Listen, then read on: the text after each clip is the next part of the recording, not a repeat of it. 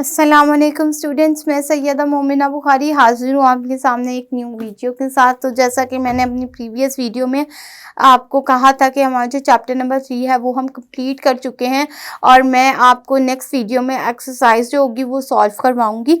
तो आइए चलते हैं फिर हम लोग अपनी एक्सरसाइज की तरफ। आप सबसे रिक्वेस्ट है कि अपने सामने आप लोग बुक्स ओपन कर लें ताकि जो भी मैं आंसर्स आप लोगों को मार्क करवाऊँ आप लोग साथ ही साथ मार्क भी करते जाएँ और जो भी मैं आप लोगों को समझाऊं वो आपका क्वेश्चन भी क्लियर होता जाए। मैं क्वेश्चन भी पढ़ती जाऊंगी और उसको बताती भी जाऊंगी कि उस क्वेश्चन में आपने क्या बताना है, क्या लिखना है, ये भी बताती जाऊंगी।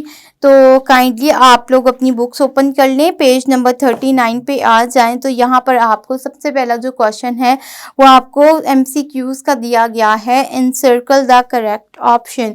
तो आपने करेक्ट ऑप्शंस जो होंगे उनके आंसर्स को देना है, जवाब देना है, सर्कल करना है। तो ये है आंसर क्वेश्चन 1.1। तो आइए हम इसका फर्स्ट वाली जो स्टेटमेंट है वो रीड करते हैं।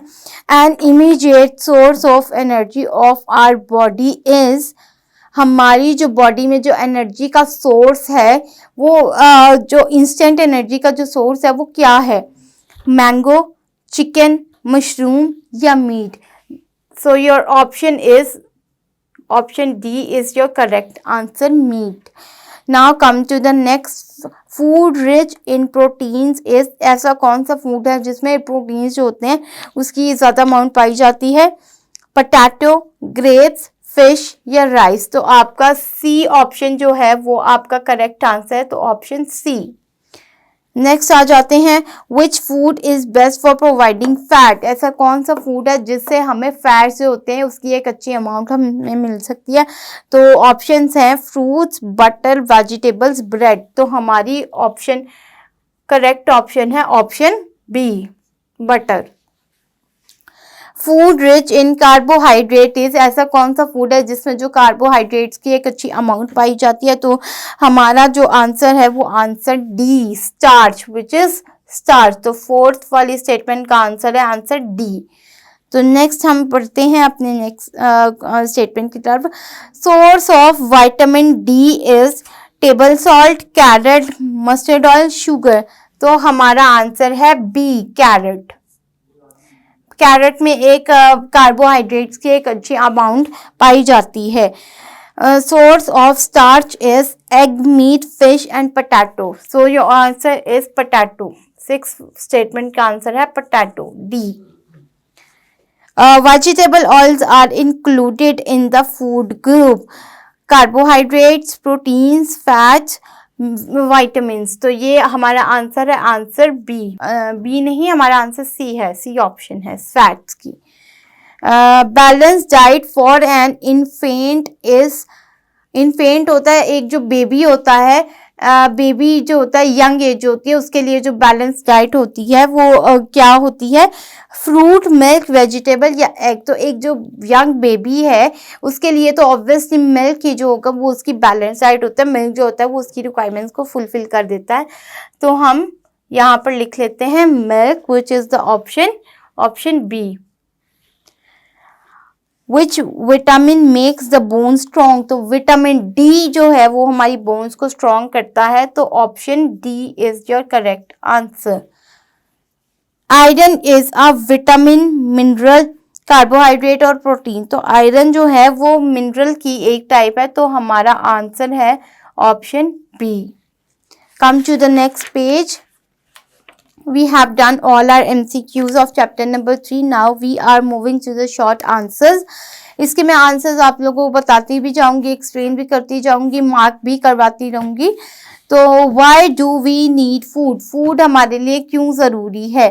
फूड जैसा कि हम पूरे चैप्टर में एक बैलेंस डाइट का जो चैप्टर है उसमें पढ़ चुके हैं कि फूड जो होता है हमारी बॉडी में कुछ कंपोनेंट्स की रिक्वायरमेंट होती हैं जो कि फूड से ही फुलफिल किए जा सकते हैं। इसीलिए हम फूड इनटेक करते हैं, वो हमारी बॉडी के अंदर जाके उसका ब्रेक डाउन होता है, मॉलिक्यूल सेपरेट होते हैं, अलग होते हैं, हमारे ब्लड के अंदर मिक्सअप होते हैं और जब जैसे जैसे ब्लड की सर्कुलेशन होती है वैसे वैसे ही हमारी जो रिक्वायरमेंट होती है कंपोनेंट्स की वो भी फुलफिल होती रहती है।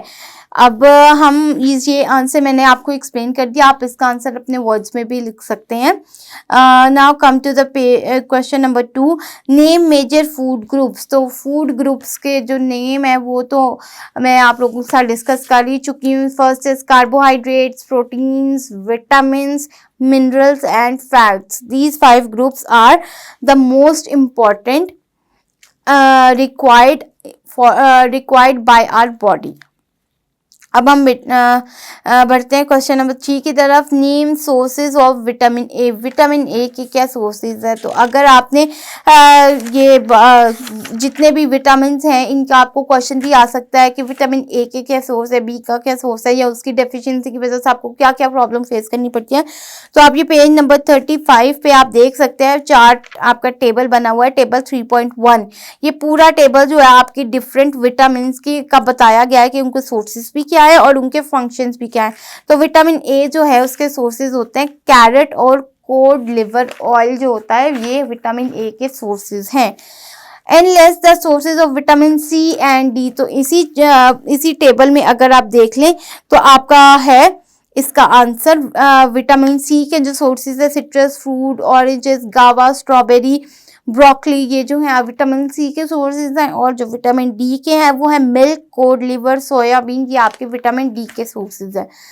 What is unbalanced diet? तो अनबैलेंस्ड डाइट क्या होती है? ऐसा फूड जिसको इनटेक करने से हमारी बॉडी में जो भी कंपोनेंट्स की रिक्वायरमेंट होती है अगर उनकी डेफिशिएंसी हो जाती है तो इसका मतलब we are taking the unbalanced diet. तो अनबैलेंस्ड डाइट के अगर आप पेज नंबर 37 पे भी आ जाएं तो आपके ये टॉप पे ही फर्स्ट टाइम ही अनबैलेंस्ड डाइट के बारे में लिखा गया है। आप ये भी लिख सकते हैं या फिर जो मैंने आपको एक्सप्लेन किया आप वो भी लिख सकते हैं।